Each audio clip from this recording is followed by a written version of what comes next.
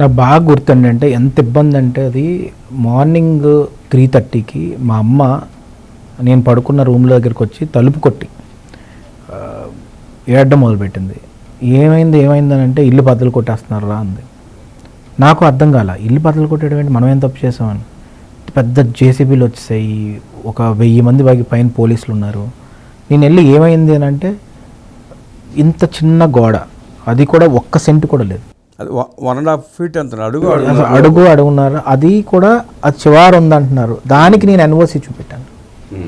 అంటే నాన్నగారు ఎంత ట్రాన్స్పరెంట్గా ఉంటారంటే ఆయన పంచాయతీరాజ్ మినిస్టర్ ఉన్నప్పటికీ కూడా అక్కడ కాలువ దగ్గర ఒక 1 feet గోడకు కూడా ఎన్ఓసి తెచ్చుకున్నాడు. ఎన్ఓసి చూపెడితే వాళ్ళకి మైండ్ బ్లాక్ అయింది. లేదు దీని గురించి కాదు, వాళ్ళు ఎన్ఓసి మీద సంతకం పెట్టిన ఆఫీసర్ని కిడ్నాప్ చేశారు. ఆ రోజుల్లో కిడ్నాప్ చేసి తీసుకెళ్ళి కూర్చోబెట్టి నువ్వు సంతకం పెట్టలేదు, అది ఫార్జరీ అని చెప్పు అంటున్నారు.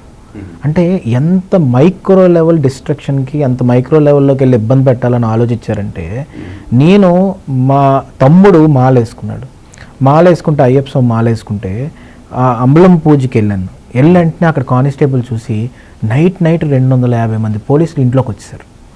మా తమ్ముడిని మాలతో పాటు పట్టుకెళ్ళిపోయారు.